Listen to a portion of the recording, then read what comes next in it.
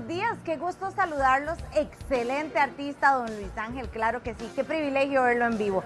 Vamos a hablar de un tema de interés nacional y es justamente el trabajo. Se dice que esta época es una temporada adecuada para buscar trabajo fuera del país.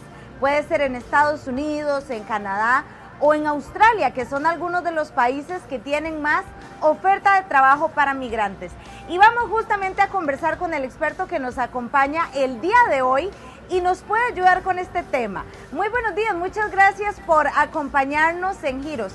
¿Cuáles son estos primeros pasos que debemos seguir para poder encontrar trabajo de manera adecuada fuera del país?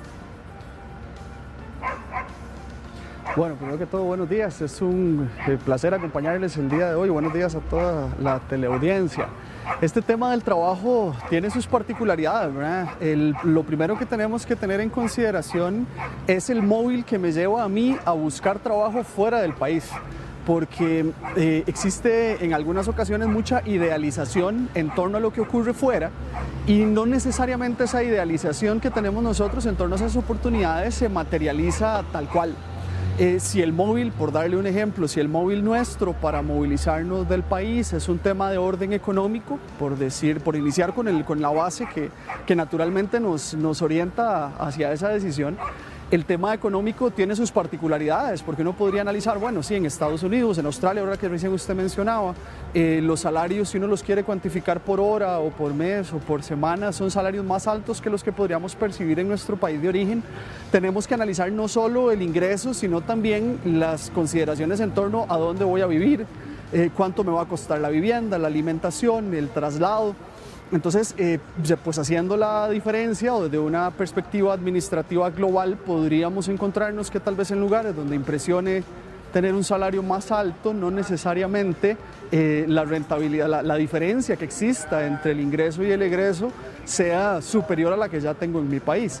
Ahora bien, si el móvil es un tema de conocer o la parte cultural o la experiencia y ponemos en segundo plano el tema económico, no es que vamos a dejar de hacerlo primero, pero sí tenemos que indagar aspectos de orden cultural, a dónde voy a ir, cuáles son las características propias del país, qué comen, cómo nos podemos trasladar, cuál es el sistema. Si es un tema que tiene que ver con un crecimiento a nivel profesional, bueno, cuáles son las características de ese trabajo que me exige, hacia dónde tengo que orientarme. Entonces el primer paso, diría yo, es el tema de qué me moviliza para yo poder tener claridad de qué tengo que saber para poder tomar esa decisión, que es una decisión ampliamente, pues de alta responsabilidad, súper importante. Don Diego, ¿cómo saber si las páginas donde yo busco en internet son páginas verdaderas o que no sean estafas? De manera muy puntual, ¿qué revisamos? Opa. Lo primero, a ver, existen referencias ya a nivel nacional e internacional en web que nos permite tener la posibilidad de determinar si ese es realmente una referencia base. Le hablo, por ejemplo, de LinkedIn. Hay páginas, las embajadas, las organizaciones, pensemos en nuestro país, organizaciones no gubernamentales, entidades del gobierno también que gestionan procesos de contratación a nivel internacional, tienen convenios con entidades extranjeras que nos dan esa garantía. Como en todo, ¿verdad? Hay que tener muchísimo cuidado de esa referencia, porque la referencia nos puede colocar en una posición incómoda o brindarnos información incorrecta, y pues estamos expuestos siempre hacia los creativos que buscan obtener beneficios sobre este tipo de gestiones o la gestión de este tipo de procesos. Una de las preguntas que nos hacen también los televidentes, don Diego, ¿es obligatorio siempre el tema de hablar inglés? ¿Qué otras habilidades y características habría que tener también muy puntuales para poder optar por un trabajo de estos fuera del país? Ok, hablar de la obligatoriedad pues es un poco invasivo, porque también tenemos la posibilidad de optar por trabajos en lugares de habla hispana, pero sí para mí es un requisito indispensable, principalmente por el tema de la globalización y el idioma que más se aproxima a la neutralidad entre países de diferente lengua es el idioma inglés. Adicionalmente, se ha venido trabajando mucho sobre el tema de las antes llamadas habilidades blandas, ahora le llaman las power skills, que impulsan o que son complementarias al tema de orden técnico, el tema de la resolución de problemas, la disrupción tecnológica, por ejemplo, que son de las dos principales habilidades que tenemos que fomentar, y también porque la gestión de los trabajos no es únicamente de manera presencial ahora, sino que tenemos varias alternativas o modalidades que nos obligan a contar con esas habilidades, la organización del tiempo, la planificación, que son habilidades que aunque pareciera dependen de un software, realmente no lo son habilidades que nosotros tenemos que tener, y aquí es un mercado en el cual lo que se busca es optimizar el esfuerzo y por ende nosotros tenemos que ofrecer el mejor de los desempeños en la mejor de las condiciones, pero en el menor tiempo posible y buscando alcanzar las metas que se estipulan para un rol en específico. Le agradecemos muchísimo por la información, don Diego Quiroz, por todos estos consejos y pues a tener la hoja de vida lista, un buen currículum. Puede que haya una oportunidad también fuera del país para usted. Gracias, Melisita. Ve, aquí tengo a un pavo real, enfócamelo aquí. Me estoy pavoneando. Pero vamos a hablar de los pavos reales, de verdad, esos animales exóticos que a muchos nos encantan. Está con nosotros el doctor veterinario Cristian Naranjo para hablarnos precisamente de estas razas. Según la mitología, el pavo real, animal sagrado para Hera, la reina de los dioses. ¿Vio cómo lo dejé con eso? ¿Vio? Ay, con razón estabas diciendo algo. Claro, como eso era. practicando. Ahora, están en su mejor momento, ¿verdad? Los machos ahorita están como mudando. ¿Cómo es la cosa con los pavos reales? Sí, ellos se manejan como por ciclo reproductivo, entonces ya pasó la época de reproducción, que es más o menos de febrero a mayo, que es cuando hay postura, donde el macho está con el mejor plumaje. Y toda la cuestión. Y en este momento ellos más bien están haciendo ahora un cambio de plumaje. Vamos a verlo. Para Vamos a ver, ahí el cambio de plumaje, ves que ya las plumas no son tan grandes, ellos mudan y apenas se está tirando, pero vea qué colores también, Cristian. Sí, correcto. El único macho que viene es el que es pintado, el arlequín, esa es la raza. Belleza, hombre. Ya él le viene saliendo el plumaje por la cola, ahí pueden ver las plumas nuevamente verdes y tornasoles. Eso más o menos es un proceso que puede tardar unos 3 meses en crecerles, porque recuerden que es casi 1,5 metros de plumas, ¿verdad? Son muy largas. Ahora, ¿existen diferentes razas de pavos reales? Correcto, o sea, los blancos, ¿verdad? Los blancos, están los arlequines, esta es de una raza que se llama alas negras, a pesar de que la hembra tiene un color claro, el macho es más oscuro. Y hay de más tipos. O sea, ¿por qué los machos son más guapos? ¡Qué injusticia! es parte del cortejo. Así o sea, es. la hembra escoge al macho con el mejor plumaje, la hembra escoge al galán. Ella escoge. Y el mejor baile, Ella porque dice, les hace ¿cuál como es una más vibración, guapo? ¿verdad? Exactamente. Si tienes 2 machos y un grupo de hembras, puede hacer que todas escogieran un único macho. Entonces, en época de reproducción es mejor separarlos con sus diferentes hembras. Yo digo que Dios los hizo como con pincel, pero vea ese Qué copete belleza, que tiene. ¿no? ¿Tiene alguna función? Ser guapo, nada más. Cuando ellos están cortejando, de ¿Sí? hecho, sí tienen un movimiento de ¿Verdad la que sí? cabeza Claro, que claro. parece como que... Un bailecillo, como que le hace un así. baile a la hembra, exactamente. Ok. Sí, ellos son animales muy hermosos. Ahorita no tanto, tal vez, pero siguen teniendo No, sigue sus siendo una lindísima. hermosura. Ahora, la hembra en ese color blanco también parece como una novia. Sí, correcto. Bueno, el macho blanco y la hembra blanca son también muy lindos, También. ¿verdad? Sí. Se pueden cruzar entre ellos, no hay ningún problema. Yo puedo usar el arlequín con la hembra blanca y me van a salir posiblemente de los dos, ¿verdad? O puedo usar el macho con esta otra hembra y vas a tener otras mezclas de pavo real. Diferentes. Aquí tenemos también a los pollitos. A ver, chiquito, A ¿cuánto los tienen estos bebés. chiquitines? Correcto, ellos tienen aproximadamente, ahí hay de 2 meses y medio a unos 4 meses de edad. Esos están disponibles, son los que vendemos, no vendemos nunca los animales adultos. Bueno, ¿qué adultos. necesitamos para tener un pavo real en la casa, hombre? Un poquito de condiciones, ¿sí? Ok. Digamos, en el momento en que el pavo real va a tener ese plumaje tan grande, si está en una jaula pequeña, pues va a lastimar el plumaje. O sea, lo ideal es que la jaula tenga las condiciones apropiadas para el tamaño de él, que ojalá tengan un área verde donde ellos puedan caminar, puedan salir a correr, ¿verdad? mira, eso, enfócame aquí. Póngale, vea qué bonito, vea, ábrele la tomita y le va a pasar la toma. Y se ellos son mueva. algo Vea, nerviosos. Vea. Ellos son bastante nerviosos. Está Ve. con suerte. Oiga, Vea, ayer le huí a los perros, pero hoy se le acercan los pavos reales. Vea, le voy a Por hacer algo así, es. le voy a hacer, compre el 24 para hoy, vea. Si se le sube un pavo real, compre el 24. Ahí está. Vea los...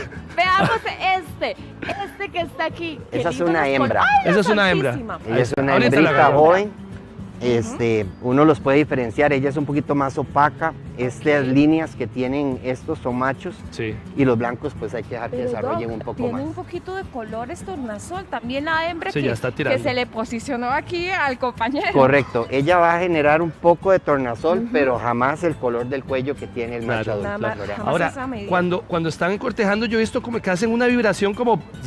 Sí, Es parte de, ¿verdad? como que hipnotizan a la Ajá, hembra. ajá, O sea, exacto, ellos exacto, hacen un exacto. baile que de hecho cortejan a la hembra, le dan ciertas vueltas y de un momento a otro la hembra cede La y ya deja se- mareada, le se- da un se montón de agacha vueltas, y le tira un existe- cuentazo y luego ve el resultado. Existe Vean, la ahí está, cópula. ¿Y cuántos correcto. meses dura para tener los bebés en Eh, incubación? La incubación es de 25 días y para llegar a ver un bebé con, digamos, de la edad de ese macho, con el plumaje que tiene él, más o menos son de 2 a 3 años. 2 o 3 años para que ya sea un adulto así, bien guapetón. Y para que sirva como para reproducción. A ver, ¿cuánto dura un pavo real si lo queremos tener en la casa ahí, bien bonito? Ellos tienen un tiempo de vida como de 15 a 20 años. A la de edad. puchica, es un Y montón. bastante. Correcto, sí, es Son bastante. chineados, se dejan tocar. Sí, ¿Verdad que depende, sí? digamos, aquí están nerviosos, en la casa lo conocen a uno, Claro, le comen claro, de la claro. mano, Ah. yo entro a los encierros y usted no ve que anden corriendo o volando, sí como que se familiarizan con las personas de Claro, la casa. claro. Y ellos avisan si llega un ladrón o algo, lo picotean. No, pero sí, digamos, sí hacen un sonido diferente, o sea, avisa. alarman. Claro, alarma, No es una alarma. picotea, pero avisa. no picotean, correcto, o sea, pero por ejemplo si entra un perro o entra otro animal, un zorro o Ellos algo, o personas ajenas, uno los ve a ellos emitiendo un sonido, un granido que es Como el que diferente al emitió de... ella. Cuando uno está en la mañana hacen así. ¡Ah! ¡Ah! Dígame si no. Sí, los Ah, ve, machos igual. ¿Cuándo está, Doc? en la mañana, en la noche, En la mañana. al mediodía, en la ¿Vio cómo? madrugada. ¿Qué espacio necesitamos para poder tenerlos felices, contentos? Depende de la cantidad que quieras tener, pero si es una pareja, digamos, un patio como este de giro sería ideal para una pareja.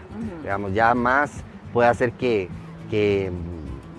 lo que hay que pensar es en el plumaje, es casi 1,5 metros Sí, de es una largo la cola. Si es lo una querés locura. mantener bonita las plumas, ellos tienen que tener espacio para movilizarse. ¿Hay que bañarlos o qué hay que hacerles para mantenerlos No. limpios? Vieras que ellos son muy aseados. Ellos se hacen el baño con tierra, como lo hacen las gallinas, curiosamente, y se mantienen muy, muy limpios. Si uno los ve un poquito sucios, es en la época de reproducción porque el macho cubre a la hembra y la Así ensucia. es. Ya lo sabes, si se le sube un pavo real, compra el 24. El 24. Ahí Muchas está. gracias, doctor. Con todo gusto. Vea este trenzado maravilloso, lindísimo. Señor, señora, si usted lo quiere hacer en su casa, hoy le vamos a enseñar. Don Hermas Martínez, don Hermas Ernesto, está con nosotros esta mañana. Don Hermas, muy buenos días. ¿Qué tal, Rafa? Y por favor, cuéntenos, ¿cómo se logra este trenzado tan maravilloso de casi 10 plantas hay aquí? 9, relativamente, son 9 plantas. Lo que sucede es que para poderlo hacer, primero tenemos que desarrollar la planta madre, sacar por a codo cada una de estas, ¿verdad? Que estas son unas anitas y una variedad de dracaenas. Una vez ya enraizadas en campo, las traemos al invernadero, las sembramos todas juntitas en la maceta de una vez, las dejamos que se desarrolle un poquito la raíz y empezamos a hacer el trenzado. Si ustedes ven, aquí tenemos 3, 3 y 3, en total tenemos 9 plantas en una sola maceta donde vamos trenzando, vamos amarrando y ahí las vamos sosteniendo. Claro. Ahora, ¿cómo comienzo yo a entretejer una y otra para que se siga manteniendo esto así conforme va creciendo? Simple y llanamente la planta, por ser delgada y está nueva, es muy flexible. Al ser muy flexible nos permite ir haciendo el trenzado uno a uno, hasta amarrarlo. Y luego aquí arriba en el alto, si ya amarramos con una cinta para que se sostenga. Ya una vez así, no hay ningún problema y se puede mantener bien. Don Hermes, usted dice que tienen que estar chiquititas, ¿verdad? Tienen que estar entonces tiernitas, delgaditas. para Delgadas, si usted ve, Rafa, el tallo es bastante delgado y eso nos permite que la planta sea muy flexible. Claro. Al ser muy flexible nos permite hacer este tipo de trenza y otros tipos de trenzas Bueno, también. hagamos esta para allá, don Hermas, y subamos esta para que usted nos explique, porque de repente vemos estas, ¿verdad? Que se ven así como una cúpula mucho más establecida. ¿Cómo logro yo estos rombos? Ok, igualmente, aquí tenemos varias plantas, tenemos unas 12 plantas aproximadamente. ¿Qué es lo que hacemos? Ponemos un tubo de PVC de 6 pulgadas en el centro, ¿ok? Lo ponemos y ese tubo es el grosor. Tenemos el grosor de 6 o 8 pulgadas o 4 pulgadas y empezamos a sembrar las plantas alrededor. Don Hermas, vea, yo veo que aquí en el cucurucho, voy a recogerle, aquí está amarrado. Correcto. ¿Lo ven? Aquí es donde tenemos amarrado precisamente para que se vaya sosteniendo. Es el fin, llamémoslo así, de la trenza o el fin, para que la planta se mantenga y de esa forma de bola que tenemos arriba. Ahora, si yo quisiera que esta planta crezca todavía más, 1,5 metros, ¿podría mantenerse esta figura Sí. o yo tengo que ir trenzándolo ya por estar así, ella crece? Bueno, va a crecer poco, el crecimiento de ella va a ser poco porque el tallo va a ir creciendo, va a crecer muy lentamente. Eventualmente, ¿cuál es el cuidado que hay que hacer? En todo el tallo, en todos estos tallos tenemos yemas y en esas yemas eventualmente en algún momento dado nos van a crecer hijitos o nos van a salir nuevos brotes donde vamos a tener nuevas hojas. Si las dejamos esas hojas, perdemos la belleza que tenemos acá, todo el trabajo, porque entonces la planta se va a ir cubriendo toda. Ahora, lo que hay que hacer es deshojar, quitarla, los hijitos. los hijos, mantenerla y seguir con un cuidado normal de la planta. Don Hermas, vea, esta que yo tengo acá es muy similar a las trenzas que le hacen a mis compañeras en las mañanas, ¿verdad? Porque es como más... Como la que vemos ahora, que andaba ahí, en el pasillo. Exactamente. Es igual. Este es un tipo de trenza totalmente diferente a la que vimos inicialmente, pero ahí van trenzadas de 2 en 2. 2, 2, 2, 2, 2, 2. Entonces se ve más grueso el tronco. Se ve más grueso el tronco, pero igualmente son 9 plantas que tenemos ahí. Don Hermas, vea, hágase para acá para Vamos, que veamos esta otra opción que usted nos trae aquí, mucho más grande, ¿verdad? Porque, por ejemplo, aquí sí se ve bien establecida la trenza. Usted dice que cuesta mucho que crezca. Entonces, ¿cómo se logra este tamaño? Este tamaño ya lo logramos nosotros en campo. ¿Qué quiero decirte con eso, Rafa? Que cuando nosotros tenemos la planta madre, nosotros seleccionamos las varetas que midan, digamos, 24 pulgadas, medimos con una regla que todas sean similares, hacemos el acodo, enraizamos y luego las traemos ya para tener este tipo de planta. Ahora, y este don Hermas, tamaño. con esta cinta azul que usted le pone aquí arriba, digamos, en Ajá. la parte, en esta Aquí, parte en este de aquí, amarre, correcto. ajá, Bueno, ya, bueno. porque vemos donde pues van como en zigzag cada una de las plantas. Ella puede seguir creciendo en esa forma. Ella puede seguir creciendo de esa forma muy lentamente. Lo que va a crecer es el tallo. Entonces el trenzado va a seguir muy similar. Pero se mantiene, no va a crecer mucho. Lo que va a hacer es desarrollar mucho follaje. Y ese tipo de cinta yo no lo podría quitar. Lo podrías quitar al tiempo, sí, claro.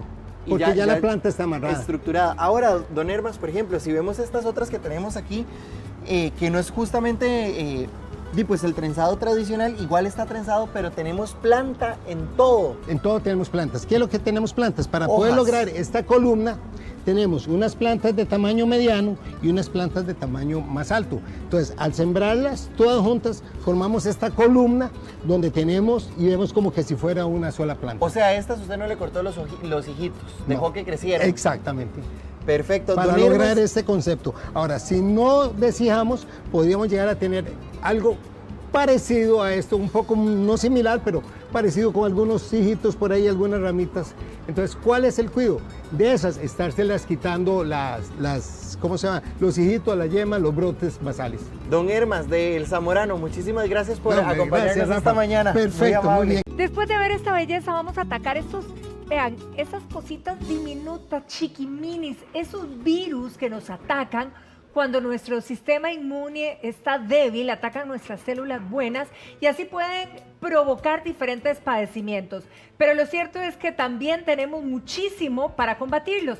La doctora Elizabeth Mesa está precisamente con nosotros para hablar de este tema y atacar a estos virus. Doctora, Atacar buenos días. esos microorganismos, Patri, buenos días y a todas las personas que nos están viendo. Esos seres tan pequeños son capaces de provocar cualquier tipo de lesiones en nuestro organismo, pero es muy importante darse cuenta la diferencia entre microorganismos como los virus y las bacterias, porque muchas veces creemos que es la misma especie, pero vea qué increíble, los virus tienen un mayor porcentaje de contagio y son más pequeños de las bacterias. Y un dato muy importante, de 10 consultas en el servicio de emergencia, 8 son virales, Pati, y las personas que nos qué ven. montón. Entonces, vamos a subir esas defensas. Vamos a subirlas, pero quizá para explicarnos así de manera muy popular y muy fácil, ¿qué es lo que pasa en nuestro cuerpo cuando esos chiquiminis nos atacan y nos provocan un montón de malas consecuencias? ¿Qué sucede?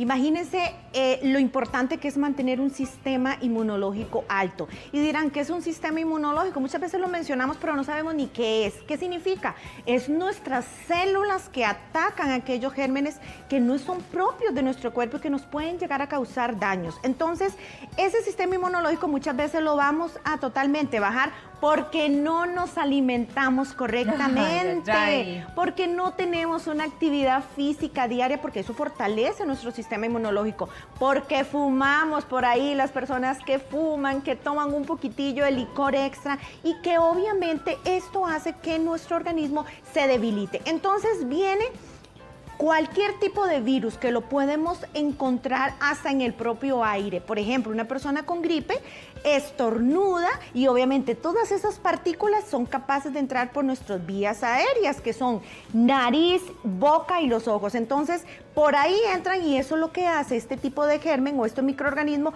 entra y empieza, yo digo, como a comerse ese tipo de células positivas, haciendo que nuestro sistema inmunológico baje y por supuesto ahí vienen las enfermedades. Empecemos viendo entonces esas soluciones, lo que nos ofrece la naturaleza en lo que se refiere a antivirales. ¿Cuáles son los antivirales que realmente podemos encontrar fácilmente? Patri, en todo lo verde, en todo lo que no nos gusta y que obviamente de chiquititos nos dicen tenemos que comer todas las hortalizas de color verde, principalmente las que tienen el pigmento verde y amarillo. Las frutas de igual manera, todas las que son de color rojo. Si vemos en la pantalla tenemos el tomillo, el orégano, lo que es el perejil, es muy importante, la menta también, pero vamos a darle énfasis a lo que es el perejil. El perejil es excelente porque produce un efecto antitusígeno, muy importante a aquellas personas que tienen el sistema inmunológico bajo y que están con una gripecita. El perejil es excelente. El tomillo, el orégano. Si nos acordamos en la época de las mamás, nos ponían un vaso con leche caliente y le echaban orégano. Orégano, ¿cierto? Eso es excelente broncodilatador. Y aparte de eso, también va a bajar lo que es la presión arterial. Mucho cuidado ahí con las personas que tienen presión arterial alta. El orégano es excelente para eso. Ahora, qué curioso, ¿verdad? Porque esta cantidad de productos diferentes de la naturaleza que mencionamos, es decir, ¿qué hacen? ¿Qué hacen en nuestro organismo para atacar a esos viruses? Las células, sube el potencial de las células positivas. Aquellos defensores que hacen y luchan contra ese tipo de gérmenes o de esos invasores que son los virus, lo que hacen es eso, luchar, pero ellas tienen la capacidad y la fortaleza para poder luchar. ¿Qué es lo que pasa, por ejemplo, en un paciente que tiene un lupus, una artritis reumatoidea, un virus del HIV? Sabemos que su sistema inmunológico principalmente es por virus, tenemos un sistema viral totalmente deficiente. Entonces, ¿qué es lo que pasa? Estas bacterias, perdón, estos virus, estas células están muy debilitadas porque no tienen esa fortaleza a nivel alimenticio o ese tipo de antioxidantes, también podríamos llamarlo, que hacen que tengan la capacidad para luchar contra este tipo de virus. Muy importante, cuando son los virus no pueden durar más de 7 días. Eso es muy importante. Entonces, si por ahí anda algún proceso viral que todavía no se sabe por medio de un diagnóstico, que es por un examen de sangre, si no padece de una enfermedad de fondo, tiene que durarle 10 días. Pero ¿cómo lo minimizamos? Menos de 10, con este tipo de alimentos naturales. Y precisamente sé que esto es pan de cada día y que muchos de ustedes tienen consultas. Estamos en Facebook, a live, estamos en vivo ahí.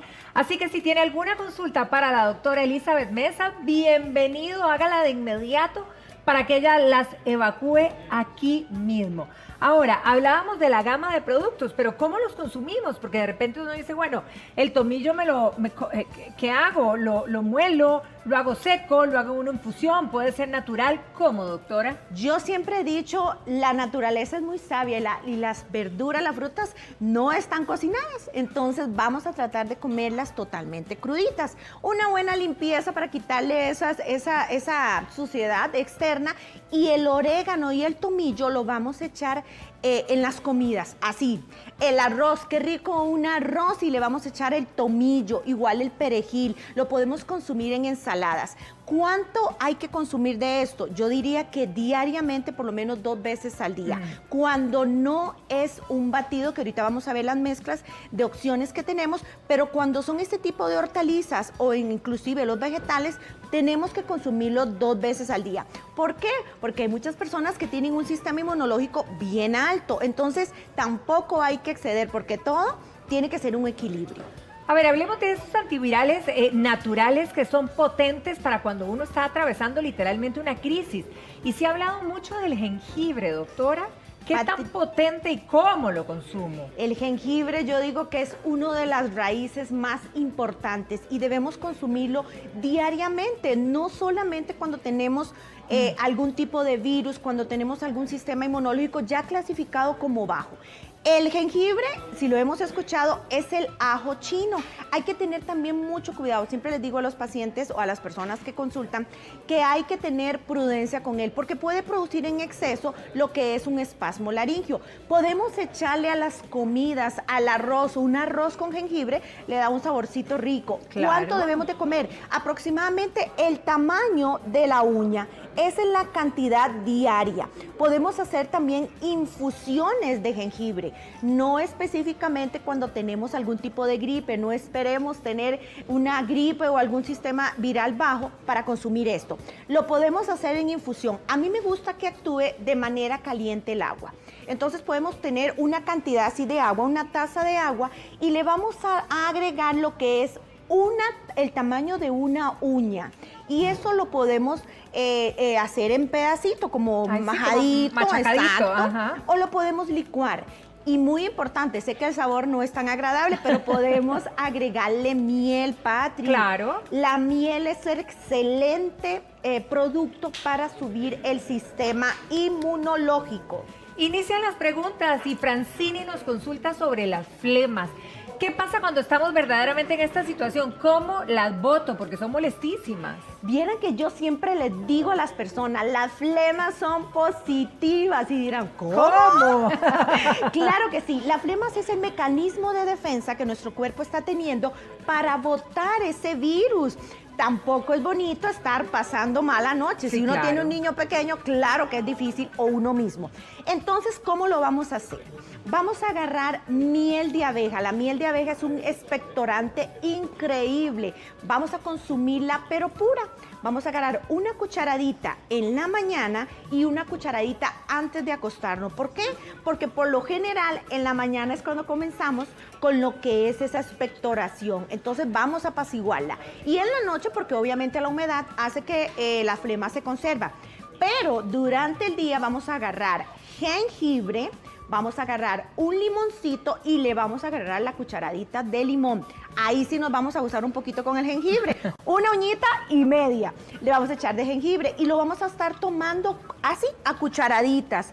Les voy a comentar algo así rapidito. Cuando la persona tiene COVID, es espectacular ese remedio casero, y le vamos a agregar la cebolla morada. Buenísimo. Es espectacular. Esos 4 ingredientes van a hacer, primero, que el sistema inmunológico suba. Eso es lo más importante.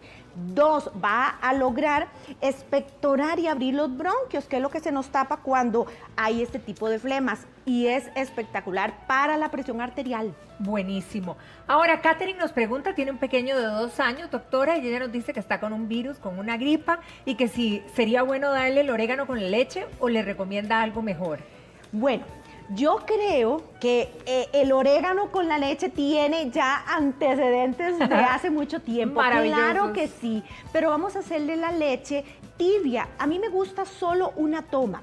Cuando los niños principalmente están con flemas o tos, yo les evito los lácteos, porque el lácteo hace la predisposición más a las flemas. Pero en este caso, como que el orégano hace que baje un poquito ese efecto para incrementar las flemas, pero vamos a hacerlo antes de acostarnos, sería muy importante, así le va a ayudar también a dormir, y es un vasodilatador impresionante, entonces eso le va a ayudar al pequeñito a que tenga buenas noches, pero no se me exceda con lo que es la leche. Excelente. Tenemos a Joana también, que está preocupada por su hijo de 16 años porque dice que él tiene un padecimiento de rinitis crónica y que además le han dicho que tiene el sistema inmune, ¿verdad?, muy bajo. ¿Qué puede hacer para subirlo? Primero vamos a ver, los riníticos crónicos, por lo general, la rinitis en Costa Rica es la antesala del asma. Ay, entonces hay que tener mucho cuidado. Y estamos hablando que el 70% casi de la población costarricense es rinítica. Entonces, ¿qué vamos a hacer? Muchas modificaciones en la casa, pero desde el punto de vista natural, tratar de evitar todos aquellos productos igual naturales que sean de color rojo. Y dirán, ¿cómo que color rojo? Claro que sí, porque el color rojo es, a pesar de que sea de una fruta o de una verdura, tiene más predisposición a generar más reacciones alérgicas. Entonces, ¿qué podemos hacer? Lo mismo, lo que es, mucho también cuidado con la miel de abeja, porque hay muchas personas que han dado reacciones alérgicas a la miel de abeja si son riníticos. Pero si no, podemos utilizar miel de abeja, el orégano y muy importante la cebolla morada con limón. Ese combito que hay ahí es espectacular para los riníticos. ¿Cuándo les digo yo que lo hagan? Solamente en las mañanas. ¿Por qué? Por lo general las personas que son riníticas amanecen con la reacción con alérgica. Crisis, claro. Y conforme el calor va llegando al cuerpo, por supuesto ya va mermando. Entonces, y también abrir esas ventanas de la casa, hay que mantener ese aire entrando, ¿verdad? No solamente desde el punto de vista, ¿verdad? Exacto, desde el punto de vista de alimentos, pero también hay que modificar ciertos patrones que tenemos en nuestra casa. Ahora, doña Flor pregunta si ella puede consumir jengibre, ¿verdad? Y sobre todo hablando de que son personas anticoaguladas. Se ha hecho estudios y llegó una época en que no se podía utilizar. Mucho cuidadito con el exceso, porque esto lo que hace es que arrala un poquito la sangre. Pero si usted está bien controlada, si toma así su anticoagulante y está bien sus parámetros en sangre, como les digo, la uñita, en este caso de los anticoagulados, no lo vamos a tomar puro, podemos hacerlo con una mezcla o con los alimentos, el arrocito con un poquito de jengibre, pero en menor cantidad, y eso va a ayudar a que no arrale un poquito más en la parte de la sangre. Muy importante también las personas con azúcar. El jengibre es excelente, ayuda a bajar un poquito lo que es el nivel de azúcar. Acordémonos que todos estos productos son naturales, pero no podemos excedernos, porque de igual manera, a pesar de que vengan de la naturaleza, también tienen su cantidad y su límite a utilizar. Sí, claro, claro. Ahora, tenemos a doña Roxana, que también nos pregunta por la pequeña de 4 años, que dice que tiene casi 3 semanas con una tos tremenda, y que le debe pasar a muchas mamás, jarabe tras jarabe, y no se le quita. Jarabe tras jarabe y ese sistema inmunológico se va bajísimo. Para abajo, y entonces sí. Ahí es cuando son más predisponentes a otro tipo de enfermedades. Primero hay que determinar si lo que tiene dentro de sus pulmoncitos, ¿verdad?, de esos bronquios, es una bacteria o es un virus, ¿verdad? ¿Cuándo nos vamos a dar cuenta? Por lo general, después de una gripecita que es viral, nos va a durar por lo menos unos 5 a 7 días esa tos. Así que mamá, tranquilita, ahí le va a durar. ¿Qué vamos a hacer? Les voy a dar un secretillo a las mamás. La cebolla morada. Vamos a agarrar la cebolla morada y la vamos a partir a la mitad. Se la vamos a poner en la mesita de la noche a los menores, inclusive a los adultos. ¿Por qué? Acordémonos que las cebollas son bactericidas, atraen todas las bacterias, inclusive los virus. Entonces, durante la noche, el olor o los saquitos que tienen las cebollas van a ir a las vías respiratorias y eso va a abrir los bronquios y le va a ayudar muchísimo. Pero no solamente en la mesita, vamos a hacer jarabitos de cebollita morada. Y si no le gusta el sabor, la cebollita blanca. Muy bien. Doctora, como siempre, muchísimas gracias por todas estas recomendaciones y que pasen feliz día. Igualmente, y a comer saludable, como siempre les digo. Bueno, y miles de mujeres son diagnosticadas con hipotiroidismo. Lo importante aquí es detectarlo a tiempo. Además, cómo se trata. Si usted dice, mira, a mí me está pasando esto, ese es el momento en que usted agarre el teléfono y se meta a nuestro Facebook Live, porque aquí tenemos al doctor Max Brenes, que le va a ayudar desde aquí hasta su casa. Doctor, bienvenido y siempre es un honor tenerlo por aquí. Gracias. Cuando le dice, tiene hipotiroidismo, lo primero que dicen, a la puchica, la pastilla para toda la vida. Pero realmente es así, doctor. Bueno, el hipotiroidismo en realidad es una enfermedad compleja. Uno tiene que tener muy claro qué significa la tiroides dentro del organismo. Antes de pensar en el hipotiroidismo, uno tiene que tener claro qué significa la hormona tiroidea en el organismo. La hormona tiroidea es un acelerador en general de las reacciones químicas y las reacciones enzimáticas. O sea, en otras palabras, hace que todo el cuerpo camine de una manera adecuada. ¿Ok? Entonces, nosotros, por ejemplo, tenemos 3 niveles hormonales que nos hacen sobrevivir. El gonadal, el tiroideo y el suprarrenal. Cuando uno se enferma y se pone relativamente grave, el cuerpo va desconectando los sistemas para pretender sobrevivir. Primero que se desconecta el sistema gonadal, después se desconecta el sistema tiroideo y después, por desgracia, si se desconecta el sistema suprarrenal, la persona fallece. Porque el cuerpo tiene que ir sobreviviendo a eso. Entonces, ¿por qué se puede desconectar el sistema tiroideo? Para disminuir el gasto que la hormona tiroidea pueda generar en el cuerpo.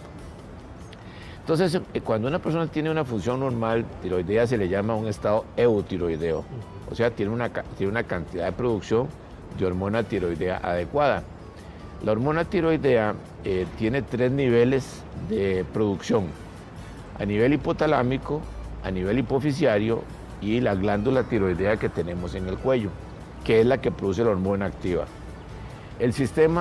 La primera hormona a nivel del hipotálamo se llama TRH, que estimula a la hipófisis a producir TSH, y la TSH estimula a la glándula tiroidea a producir la hormona Libra, o sea, la tiroides.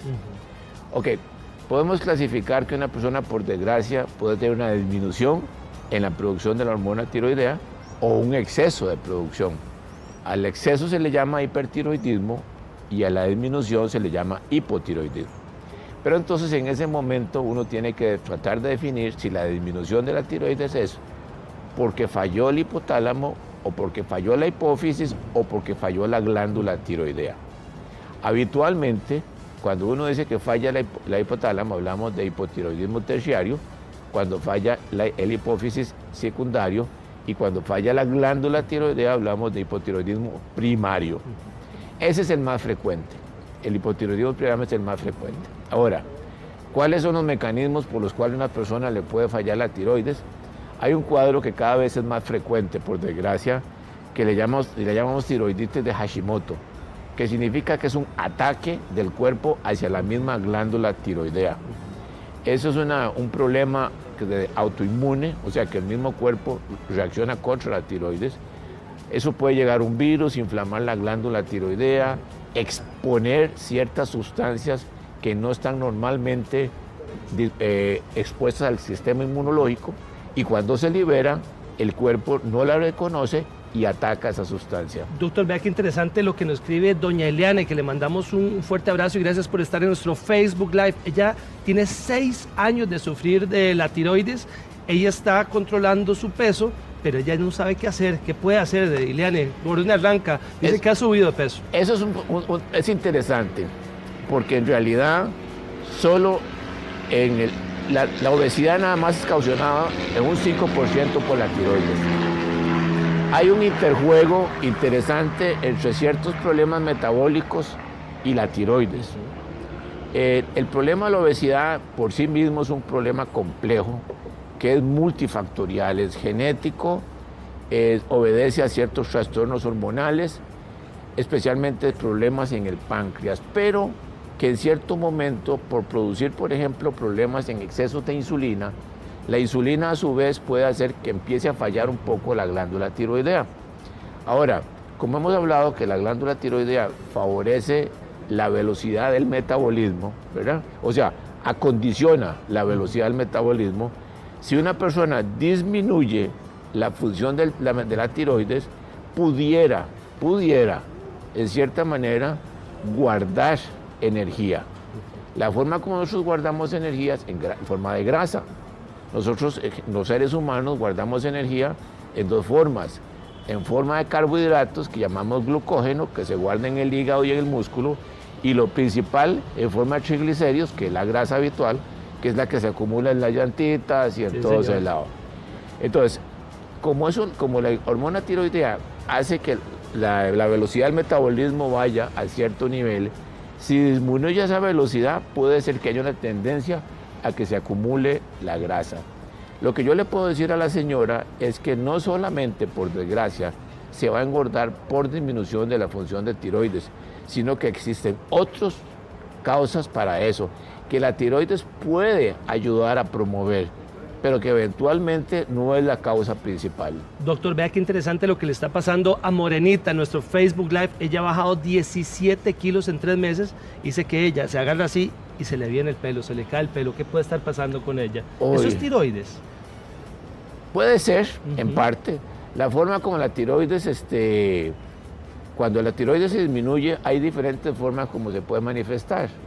Piel reseca, somnolencia, estreñimiento, una sensación como de pereza, como no ganas de hacer.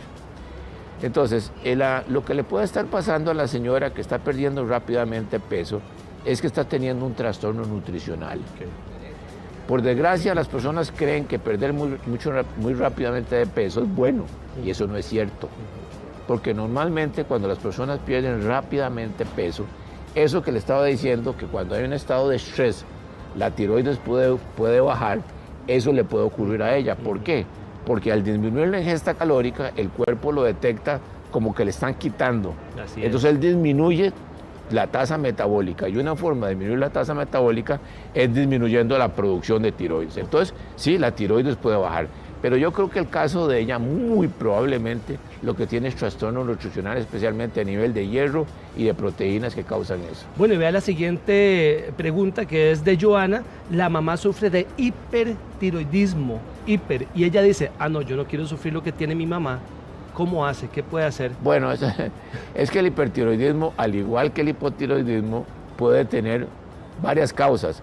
Una puede ser inmunológica, que llamamos el hipertiroidismo tipo Graves, y otro puede ser un tumor que produzca un exceso de tiroides. La puchica. Sí puede haber, y es muy importante esa pregunta, muy, muy importante.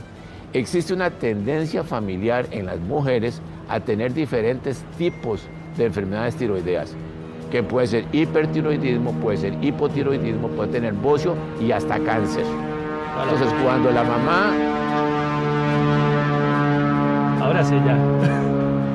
Cuando la mamá le aparece el hipertiroidismo, es que hay una tendencia en esa familia, en las mujeres, a poder tener problemas tiroideos. Entonces, ella lo que tiene que hacer es andar vigilante.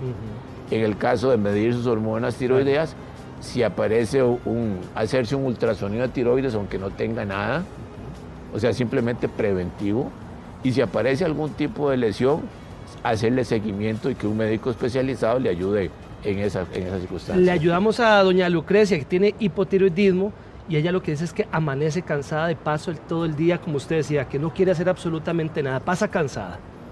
Sí, lo importante, primero hay que definir si el cansancio no solamente es por tiroides, porque pueden existir otras causas que ayuden al cansancio. Parece mentiras, pero una mala nutrición puede provocar eso, un exceso de estrés puede provocar eso, un trastorno en el sueño puede provocar eso, alguna enfermedad concomitante, que no puede uno saber en ese momento cuál, puede producir, y sí, la tiroides disminuida, pero en forma importante, puede provocar eso. Entonces, en ese caso, lo importante es saber que el nivel de hormona está adecuada, y si ya con el nivel de hormona sigue la sensación de cansancio, hay que hacer una investigación más exhaustiva para ver otras posibles causas. Ayúdemele a doña Cris. Doña Cris dice que está en tratamiento hace 3 años del hipotiroidismo y dice que ella no ve resultados, no puede bajar de peso. Por eso, lo que le estaba tratando de explicar antes, la tiroides solo forma parte de un pequeño porcentaje de las gentes con problemas de obesidad. Se ha hecho como una conexión. Estoy obeso, tengo mala la tiroides, y eso no es cierto. Sí. La obesidad es mucho más compleja que simplemente tener la tiroides mal. Así que tiene que buscar otras causas que le estén provocando eso. Es importante siempre para las personas que tienen problemas de obesidad que busquen realmente a alguien que sepa sobre obesidad y le haga un análisis exhaustivo de sus aspectos hormonales y metabólicos para buscar la causa. Vea qué interesante lo que le está pasando a doña Leslie, que tengo que felicitarla porque tiene 16 semanas de embarazo, pero se hizo examen de sangre y parece que hormonalmente están alterados los números de la tiroides. Sí, señor. Sí, eso es un punto importante. Ahora hay que saber cuál es alterado, qué significa, hacia arriba o hacia abajo. Habría que ver eso. Si está hacia abajo, que es el hipotiroidismo, tiene que recibir tratamiento obligatoriamente, porque la falta de la tiroides puede afectar definitivamente el desarrollo del niño. Entonces ya tiene que estar obligatoriamente bien controlada la tiroides. A veces, por ejemplo, cuando las mujeres tienen hipotiroidismo antes de embarazarse y manejan cierta dosis, apenas se embarazan, tienen que aumentar la dosis. Porque un punto importante, y podemos aprovechar el espacio en esta pregunta, para que la gente con hipotiroidismo lo sepa, no hay una dosis fija de tiroides, no existe. Eso tiene que estarse revalorando. Por ejemplo, una persona, cogiendo el ejemplo del embarazo, una persona normalmente llega, se embaraza, entonces inmediatamente tiene que revalorar la función tiroidea y aumentar la dosis. O una persona, por ejemplo, hipotiroidea, que no hacía ejercicio, se dedica a hacer ejercicio, inmediatamente tiene que aumentar la dosis de la tiroides. ¿Por qué? Porque se ha perdido la regulación propia. El cuerpo solito autorregula el nivel de tiroides en sangre. Pero ya cuando uno depende del medicamento, es una regulación farmacológica. ¿Qué significa eso? Que depende cuando se absorbe la pastilla, cuánto tiempo dura la pastilla en sangre, cuánto dura para se elimina. Entonces, si usted cambia las condiciones metabólicas, entonces también tiene que reacondicionar la dosis de la pastilla de la tiroides. Vea a Katiana, gracias Katiana por su pregunta.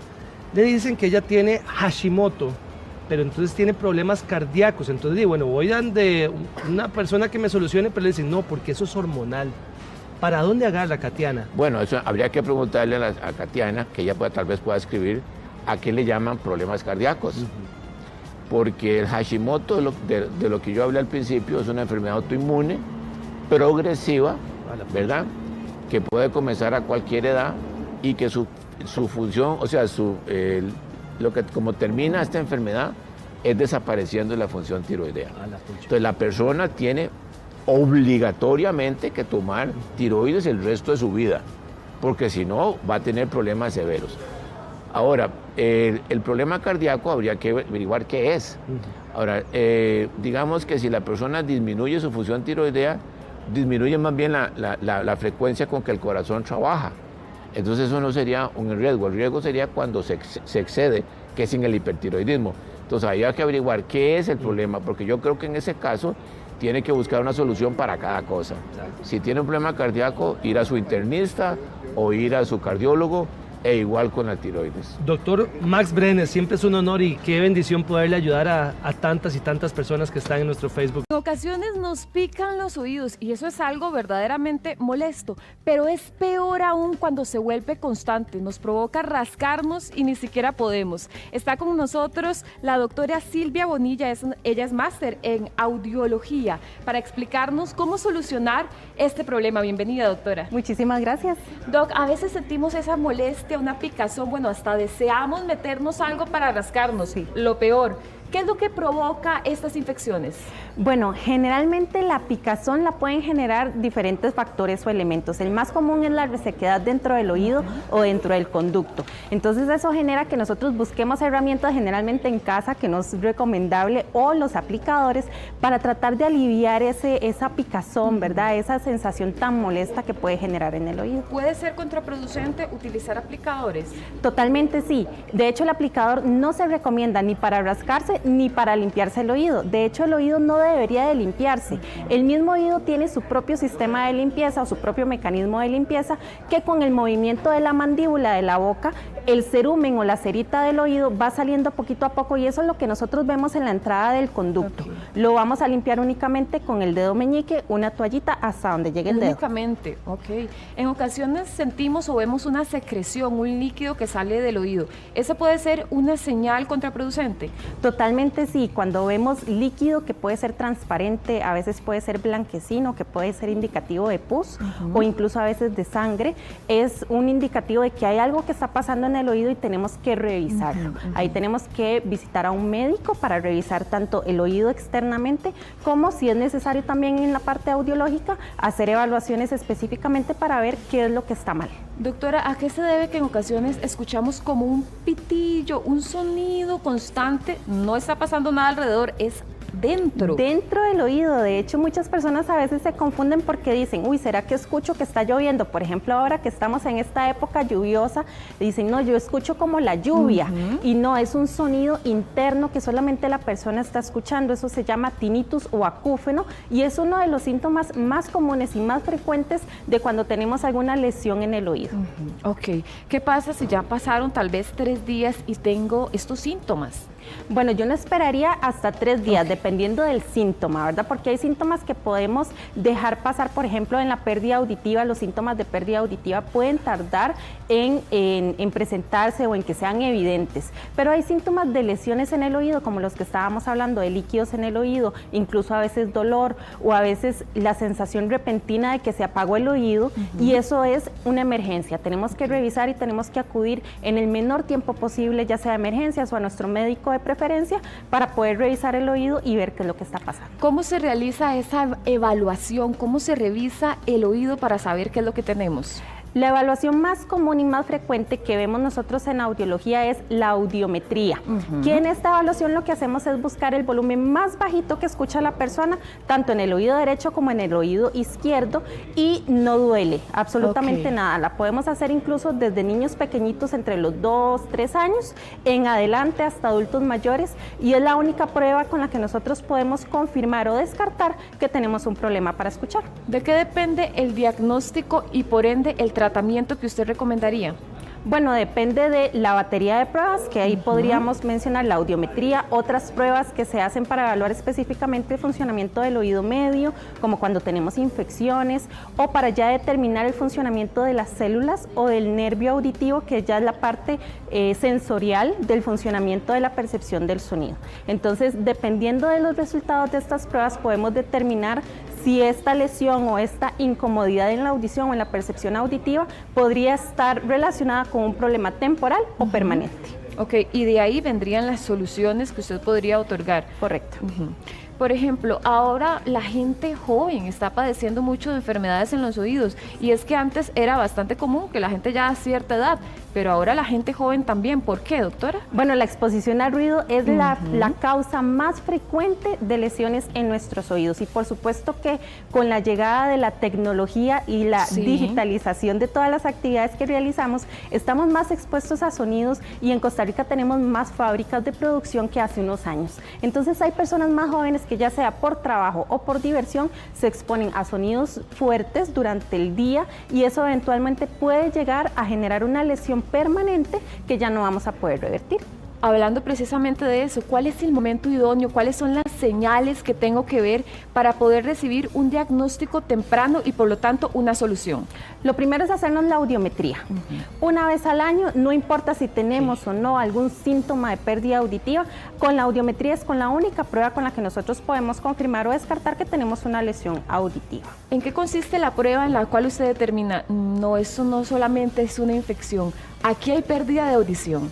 Sí, en esta evaluación auditiva podemos determinar cuál es el tipo de pérdida auditiva que tenemos, podemos identificar el lugar de la lesión. Por ejemplo, acá tenemos un modelito del oído que les traje, vamos a verlo, como para que lo vean, porque cuando hacemos las pruebas, ya sea la audiometría clínica, que es la más frecuente, o las pruebas objetivas, donde también podemos evaluar incluso bebés recién nacidos, que también podemos hablar de que los niños pueden nacer con lesiones auditivas y no nos podemos dar cuenta, ¿verdad? Entonces, nosotros lo que hacemos son diferentes pruebas que van a evaluar el funcionamiento de todas estas partes, y vamos a llegar a la conclusión de si la lesión está acá adentro en las células, ¿verdad? O en el nervio, si está acá, que es una infección, ¿verdad? Que tenemos un problema de ventilación. Por ejemplo, las personas que viajan y que se les tapan los oídos, ¿es esta trompita que está acá? que se lesiona, que tiene un mal funcionamiento, que por alguna razón se obstruye, y entonces esa ventilación me va a afectar lo que es la ventilación en el oído. Esto se llama trompa de Eustaquio. Doctora, hay diferentes tecnologías a las cuales nosotros podríamos recurrir en caso de pérdida de audición. ¿Cuáles son? Correcto. Bueno, podemos hablar de los audífonos o prótesis auditivas, que en este caso son dispositivos electrónicos que nos van a ayudar a mejorar la capacidad de sonido que la persona o en su oído no es capaz de escuchar o de percibir por sí mismo. Entonces tenemos audífonos que pueden ir dentro del oído, como este que está acá, que se los voy a poner para que lo vean, verlo por acá, chiquitito, dentro del oído, súper pequeño, se hace a la medida, de hecho se toma un molde a la medida en el conducto para que le calce a la perfección a la persona y haga el sello que necesito para poder amplificar el sonido. Inclusive casi no se va a echar de ver. Correcto, se ve como si fuera un taponcito en el oído. Algo pequeñito. Exacto. Y luego tenemos los que se colocan detrás de la orejita, que estos son audífonos que pueden ir de diferentes tamaños y dependiendo también de la tecnología. Tenemos unos en donde tiene el parlantito, este parlantito va dentro del oído, o tenemos unos que el parlantito está como en la parte del cuerpo del audífono. Entonces ahí la acústica del sonido va a cambiar, la calidad del sonido va a cambiar y también la tecnología o el circuito de ese audífono va a ser diferente y va a tener diferentes capacidades. Nos susurra, excelente. Ahora, esto que tenemos por acá, ¿qué es, doctora? Esos son baterías. Hay algunos audífonos, tenemos audífonos, ahora ya con la tecnología tenemos audífonos que usan baterías o tenemos audífonos que son recargables. Entonces acá tenemos las dos opciones. Tenemos el recargable que viene como en esta cajita y tenemos el de baterías.